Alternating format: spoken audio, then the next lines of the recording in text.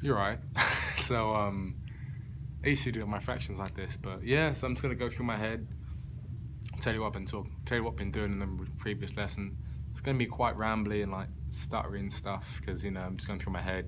There's no sheet of paper. It's not rehearsed. So yeah, this was our first ever lesson with Ashley. So we're taking like a half an hour break, or not half an hour, 15-minute break. So yeah, I'm just gonna tell you what we did for the first 2 hours. So yeah, the first thing we did was just walk around in a circle. It sounds quite simple, but it actually was quite fun.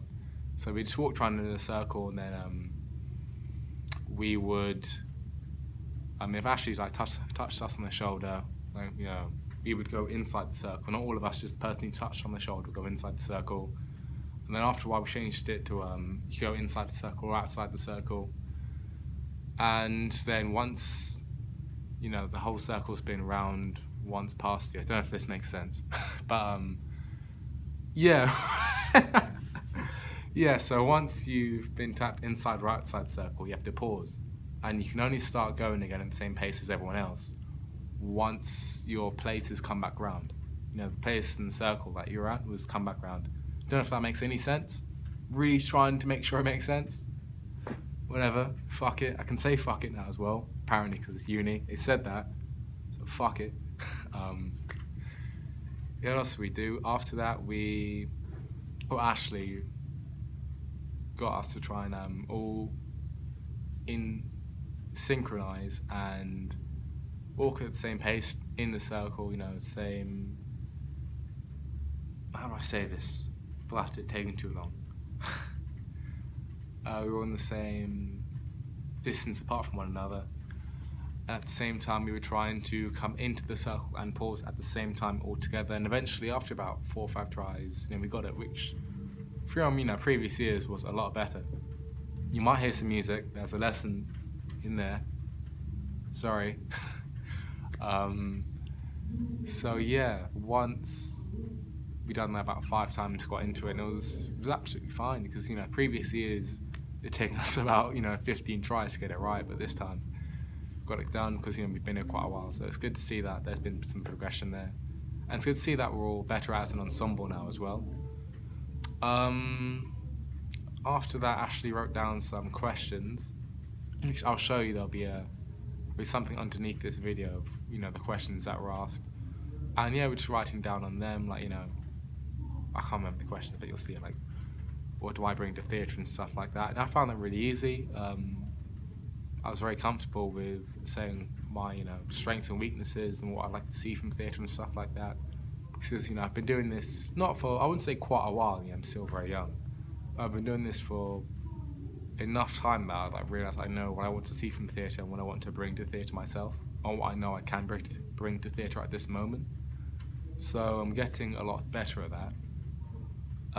So that was very comfortable. And then we wrote down some post-it notes of what we believe is crucial in theatre and what we believe is, or crucial for us in theatre, for ourselves as individuals making our own pieces of theatre and the own aspects that we need to make us strong. So on the post-it notes, I picked emotions, joy and anger, because that's kind of usually what I need to create a good performance. All of my characters have been angry pieces of shit. No, they haven't been pieces of shit, but they've all had like some sort of angry undertone in all of them. So I kind of need a bit of anger to portray that, obviously. And yeah, so then what I believed was not important in theatre was wealth. Although I just saw that as wealth in the sense of money. But then Chris pointed out, well, wealth can mean many things. Wealth could mean wealth of friends, wealth of family, stuff like that. And then I decided that maybe wealth was not the right word.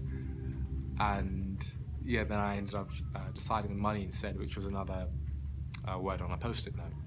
But then Ashley pointed out that it's your interpretation of it, and not your interpretation of the word, and not just the word itself. Obviously, words can have many meanings. And yeah, so that was all good. I really, really enjoyed that.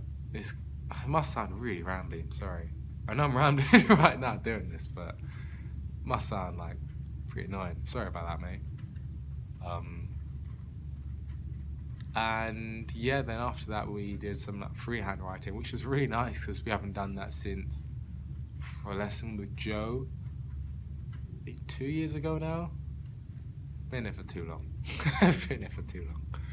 But yeah, so that was really nice to do. I'm really good at freehand writing. I was even really good at it back then. You know, I don't like do any stop gaps in between the writing. I just kind of keep going at the same time. For example, Ashley said, if you have nothing in your head, just say blah blah a bunch of times. But I didn't need to do that at all. I could just keep going and keep going.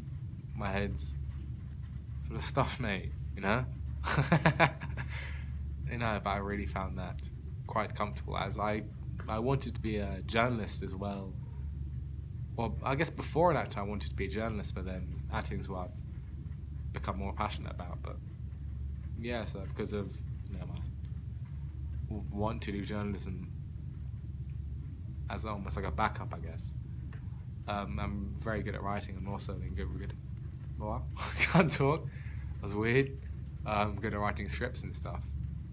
So yeah, the freehand writing was something I actually, for me, really enjoy. Even though my hand was cramping like shit, really hurt. But you know, I could still just get back to it and just keep going. Yeah, I really enjoyed that. I hope we do more of it. And then we got told we have a 15-minute break, and I've spent 7 minutes doing this. So yeah, it's been great. Yeah, so that's what we've done for the past 2 hours.